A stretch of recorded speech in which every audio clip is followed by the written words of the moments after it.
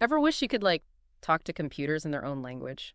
Not like full-on matrix code or anything, but just give them instructions to do cool stuff, you know? Automate those, like, boring parts of your day. Yeah, like having your own little army of digital helpers. Exactly. And that's where scripting languages come in. We are diving into that world today using this awesome article from scitechgen.com. Oh, yeah, I've seen that one. Yeah, it's a good one.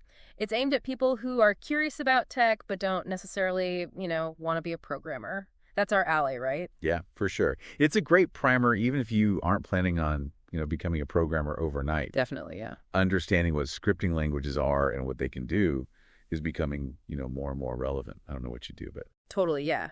Okay, so to kick things off, what exactly are scripting languages? Think of them as like the bridge between you and your computer. So instead of clicking through like a million menus, you're giving the computer direct step-by-step instructions.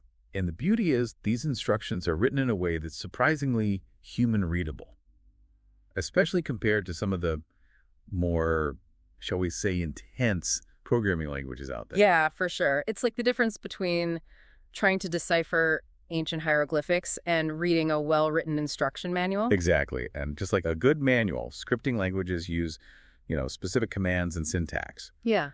But it's all designed to be relatively straightforward. And one of the key things that sets scripting languages apart is that they're often interpreted. Okay, interpreted. That sounds like something you'd need a secret decoder ring for. What's the deal with that? It's actually a lot simpler than it sounds. Imagine you have a recipe, right? But it's in a language that you don't understand. So you could either, painstakingly translate the entire recipe beforehand, kind of like compiling, or you could have someone read it to you line by line, explaining each step as you go, and that's kind of what interpreting is. Oh, so it's like having a live translator in the computer, turning those instructions into actions in real time. Precisely. And the really cool thing about that is it makes the whole development process so much quicker and more flexible. You can make a change to your code, you hit run, and you see the results instantly. Oh, wow. So it's like you can edit a movie in real time. You don't have to like wait for it to render every time you tweak something. Yeah. And just like there are different types of movies for different audiences, right? There are also different scripting languages, each with its own strengths and specialties. Okay. Like our own little league of scripting superheroes. Well, I like that analogy. Speaking of, the article mentions a few big names. Python, JavaScript, Perl, and PHP. Where should we even start with this all-star lineup? Well, if we're talking about ease of learning and like versatility, Python is often the crowd favorite. Yeah, it seems like everyone's talking about Python. Yeah, and it's known for being incredibly beginner-friendly. Like, it's often the first language people learn. The article calls it the all-rounder of scripting languages. What does that even mean for someone who might be interested in using it? It basically means that you can find Python doing all sorts of amazing things in almost every corner of the tech world.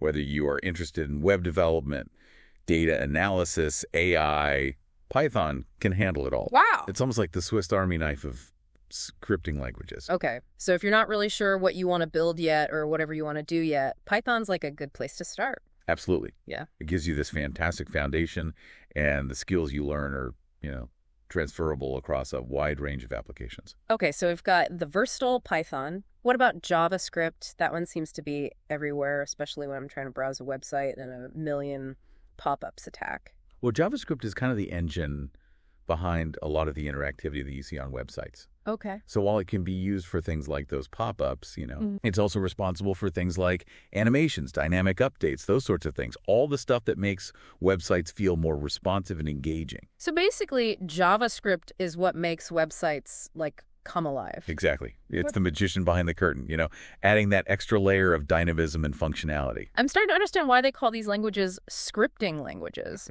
It's like they're writing the script for how we interact with the digital world. That's a great way to think about it. All right, so Python is the versatile one. JavaScript makes websites fun. What about Perl? This article mentions it being big in bioinformatics, which sounds incredibly complex. It is a fascinating field. And Perl, with its text wrangling abilities, is right at home there. See, at its core, DNA is basically code. Oh. It's a complex sequence of information, right? And Perl excels at analyzing and manipulating strings of text. Okay. Which makes it incredibly useful for working with genetic data. So Perl is like the Sherlock Holmes of scripting languages, sifting through clues hidden within massive amounts of data. That's a great way to put it. And what's remarkable is that the insights gained from this analysis can lead to incredible breakthroughs, Yeah. like in personalized medicine, for example. Wow, so when we understand Perl, we understand ourselves a little bit better. Precisely. And last, but certainly not least, we have PHP, which might not have that, same flashy reputation as Python or JavaScript, Right. but it plays this critical role in powering a large chunk of the internet.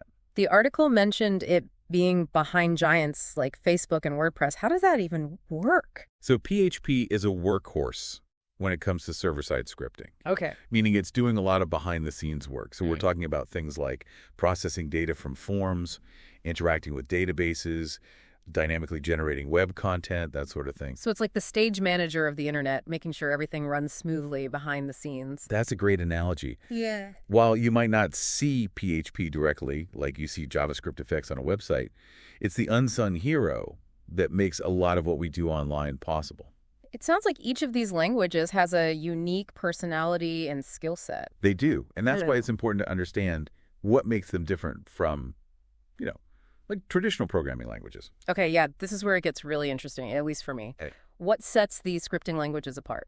So the article points out several key differences, and one of the most fundamental is how they handle something called typing. Typing, as in on a keyboard. Does this mean my typing speed will affect my coding? Not quite, not quite. We're talking about how the language deals with different types of data, things like numbers, text, true, false values, that sort of thing. Yeah. So scripting languages often use what's called dynamic typing, which means they're much more flexible about the kind of data you can work with. So they're more go with the flow. Exactly, which is great for speed and efficiency. Okay. Imagine having to tell the computer what kind of data you're using every single time you want to work with it, right? Yeah, that would be kind of annoying. It can get really tedious. So dynamic typing is like, having a conversation with a friend. You don't have to meticulously define every single word before you speak. Right. You just talk. So you're saying dynamic typing is like having a conversation with a friend. You don't have to like meticulously define every single word before you speak. Yes, exactly. Too bad. But like with any good conversation, there's also room for, shall we say, creative interpretations. Oh no, what could go wrong? Right. So with dynamic typing, while you gain a lot of flexibility, you need to be extra careful to avoid errors. It's like that old saying, with great power comes great responsibility. So dynamic typing is powerful, but you got to use it wisely. You got it. So with dynamic typing, you get that freedom, that flexibility, but it's like walking a tightrope. You really got to be aware of the potential pitfalls. Yeah, that's a great way to put it. It's all about trade-offs, right? You gain speed and agility, but you have to be mindful of those details. Another key difference the article highlights is this idea of scripting languages being domain-specific. Okay, domain-specific. Does that mean they're only good for certain types of websites or online platforms? Not exactly. Think of it more like specialized tools in a toolbox, right? Okay. You wouldn't use a hammer to tighten a screw. Right. Each tool has its specific purpose. Similarly, many scripting languages are designed with particular tasks or domains in mind. So it's like choosing the right tool for the job. If you need to build a website, you reach for JavaScript. If you're analyzing genetic data, Perl is your go-to. Exactly. And this specialization often translates into, greater efficiency and effectiveness within those domains. Now, one concern the article does mention is that scripting languages can sometimes be slower than traditional compiled languages. Have you ever run into that issue? It's true that for some really, really complex tasks, that difference in speed can be a factor. But honestly, with the speed of computers these days, it's often not even a noticeable issue, especially for the kinds of things that most people are using scripting languages for. Absolutely. And those benefits in terms of development, speed, and ease of use often far outweigh any, minor performance differences. So it's about weighing those trade-offs and choosing the best approach for that specific project. Exactly. And speaking of choosing the best approach, let's dive into some of the really exciting applications of scripting languages. The article calls them scripting superpowers, which I love. Superpowers! I love it! That's way cooler than just tools. Right, as they should be. So, starting with web development.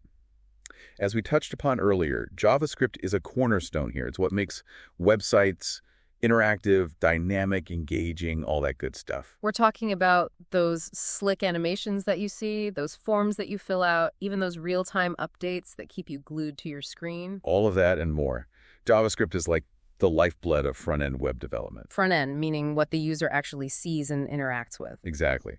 Without JavaScript, websites would be pretty static and boring. Yeah, no fun. Okay, so JavaScript for dazzling websites. What other superpowers are we talking about? Well, let's talk about system administration for a second. Imagine being able to automate those tedious tasks that take up so much of your time. Things like backing up files or managing user accounts or even installing software scripting languages can handle it all. It's like having your own personal assistant for your computer. Sign me up. Right. It's a game changer for efficiency and productivity. And speaking of game changers, data analysis is another field where scripting languages truly shine. Python, in particular, has become the darling of data scientists everywhere. Okay, so I've heard a lot about data analysis and how it's transforming, everything. What is it about Python that makes it such a good fit for that? So Python has this incredible ecosystem of libraries and tools that are specifically designed for working with data. It's like having a Swiss Army knife for data. You can clean it, you can analyze it, you can visualize it, extract insights, all with, remarkable ease. So Python is like the detective of the data world, uncovering hidden patterns and clues.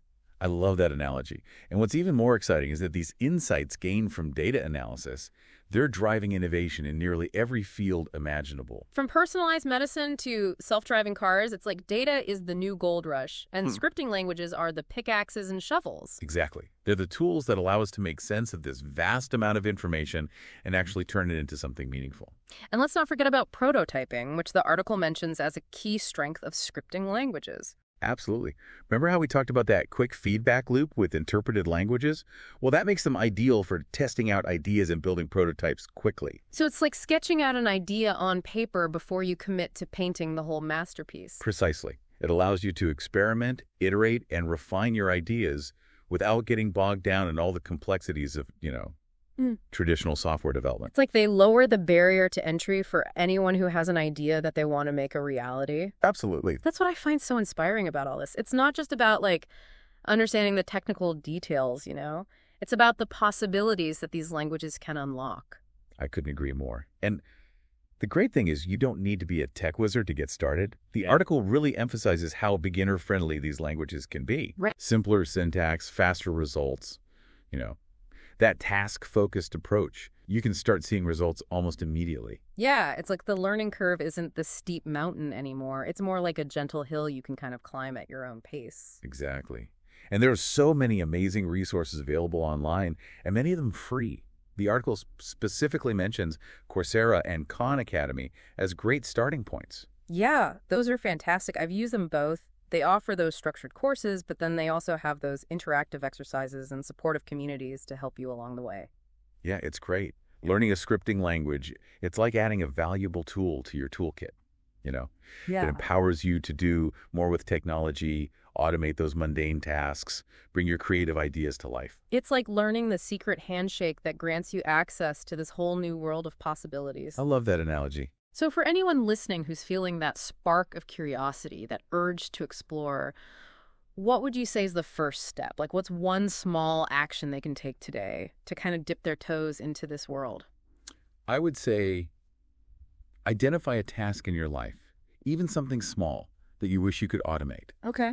Maybe it's renaming a bunch of files, or maybe it's filling out a form automatically, or maybe it's scraping data from a website, I don't know, to track prices. But once you have that task in mind, that's your starting point. Then you look for, tutorials or resources related to that specific task in the language that you're most interested in. So it's like having a destination in mind before you set off on the journey. Gives you direction, purpose. Precisely. And you might be surprised at how quickly you can go from knowing absolutely nothing about scripting to automating a part of your day and feeling like a total tech wizard. Yes, that's the best feeling. And you know what? While you're brainstorming those tasks, why not share them with us? Head over to our website, find us on social media, let us know what you're thinking of automating. We might even feature some of your ideas in a future deep dive. I love that idea. We can all learn from each other's experiences, right? Inspire each other to keep pushing the boundaries of what's possible with scripting languages. Absolutely. Well, on that note, I think we've successfully navigated another deep dive. We've explored the what, the why, and the how of scripting languages, and hopefully, sparked some inspiration along the way. Until next time, keep exploring, keep learning, and keep scripting your own path to success. Happy scripting.